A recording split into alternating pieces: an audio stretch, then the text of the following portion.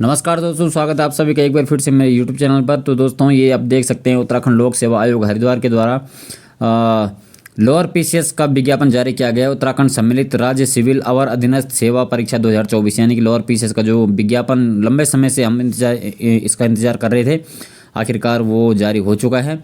विज्ञापन प्रकाशन की तिथि देख सकते हैं आप 13 दिसंबर 2024। और इसमें जो दोस्तों फॉर्म को फिल करने की तारीख है, अंतिम तारीख 4 जनवरी 2025 तक आप इसको भर सकते हैं।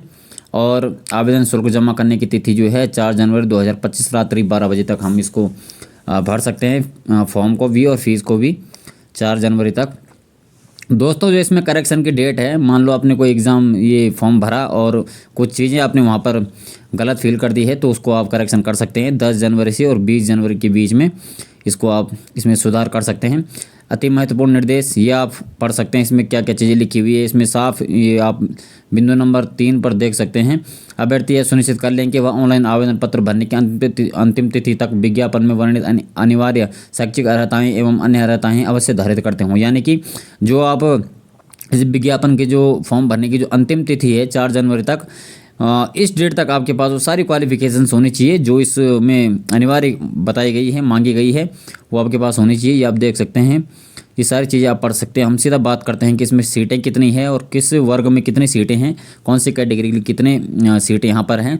तो पहले हम देख सकते हैं पदनाम यहाँ पर क्या क्या है। दोस्तों ये कुल 113 संख्या है। देखिए सीटों की संख्या 113 है ना। रिक्तियों की संख्या घट बढ़ सकती है, ये तो लिखा रहता है हर विज्ञापन में। तो इसमें आप देखिए नायब तहसीलदार, उपकारापाल, डिप्टी जेलर, पूर्ति निरीक्षक, सप्लाई इंस्पेक्टर, विपणन निरीक्षक, मार्केटिंग इंस्पेक्टर, श्रम परिवर्तन अधिकारी, लेवल इन्फोर्समेंट ऑफिसर, आबकारी निरीक्षक, एक्साइज इंस्पेक्टर, ज्येष्ठ गन्ना विकास निरीक्षक, सीनियर कैन डेवलपमेंट इंस्पेक्टर, गन्ना विकास निरीक्षक और खांडसारी निरीक्षक।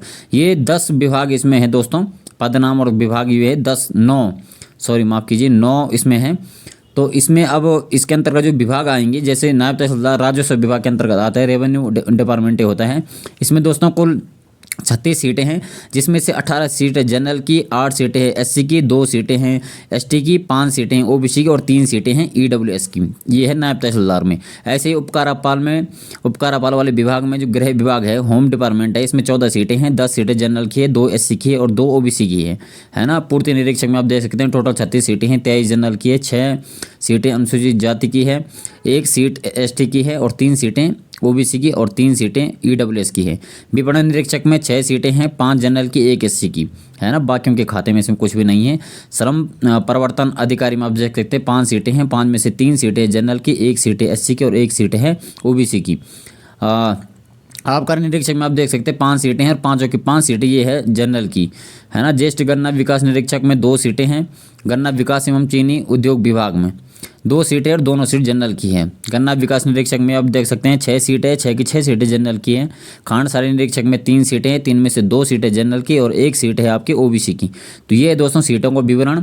और इसमें आरक्षण का भी यहाँ पर दिया गया है, आप देख सकते हैं 36 श्रेणीवार पदों का विवरण इसमें दे रखा है, जो आरक्षण जिसको दिया जाएगा, जैसे दिव्यांग है, अनाथ बच्चे हैं, कुशल खिलाड़ी है, राज्य चिन्हित आंदोलनकारी है। राज्य चिन्हित आंदोलनकारियों के संबंध में यहाँ पर स्पष्ट इस पेज के आप ऊपर में देख सकते हैं। उत्तराखंड राज्य आंदोलन के चिन्हित आंदोलनकारी या उनके आश्रितों हेतु आरक्षित पदों पर भर्ती माननीय उच्च न्यायालय नैनीताल में योजित PIL संख्या इतने भुवन सिंह व अन्य बनाम उत्तराखंड राज्य व अन्य में पारित होने वाले अंतिम निर्णय के अधीन रहेगी। यानी कि दोस्तों जो राज्य आंदोलनकारी का आरक्षण संबंधी जो मामला कोर्ट में विचाराधीन है, कोर्ट के निर्णय के अधीन ये आरक्षण रहेगा।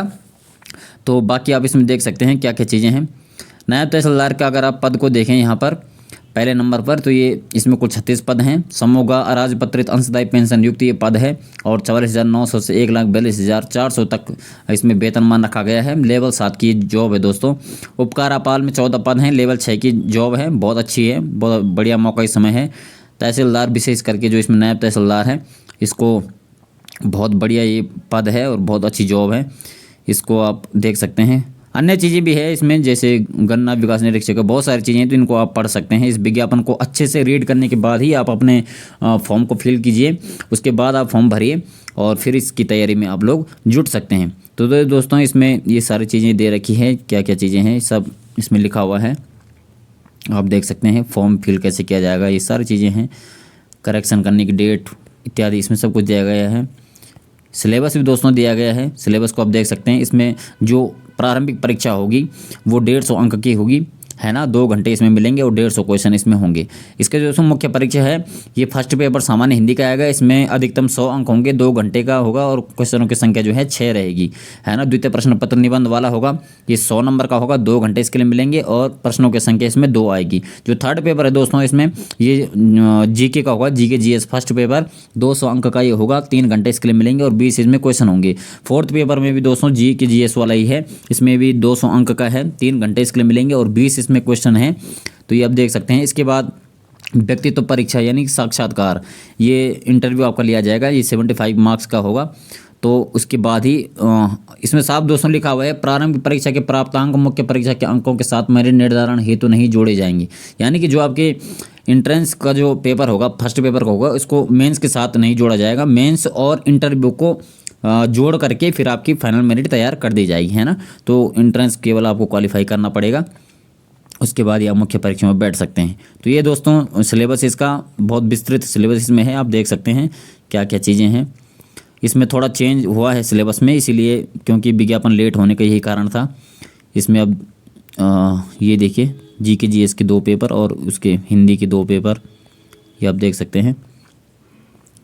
तो कीजिए दोस्तों, इसकी तैयारी बहुत अच्छा मौका है, खासकर उन अभ्यर्थियों के लिए जो लोअर पीसेस और अपर पीसेस की ही तैयारी करते हैं। तो आप उनको इस तैयारी में जुट जाना चाहिए। कई लोग इसकी तैयारी में पहले से भी लगे हुए हैं, तो उनके लिए ये बहुत सुनहरा मौका हो सकता है। तो दोस्तों इस तरह के अपडेट मैं आपके लिए लेकर के आता रहूँगा।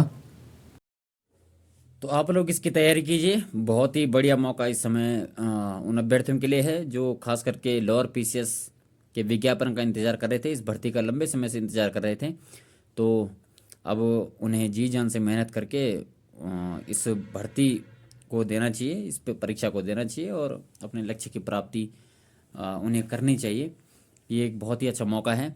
113 पदों पर ये भर्ती आई हुई है। तो साथियों, इस तरह के तमाम जानकारियों के लिए आप मेरे चैनल से जुड़ सकते हैं। चैनल को लाइक कीजिए, शेयर कीजिए, सब्सक्राइब कीजिए, ताकि जो भी नोटिफिकेशन हो आप लोगों तक शीघ्र पहुंच पाए। और जितने भी आने वाले एग्ज़ाम होते हैं उन सभी को लेकर के कुछ ना कुछ कंटेंट मैं अपनी वीडियो के माध्यम से लाने का प्रयास करूंगा। तो धन्यवाद साथियों।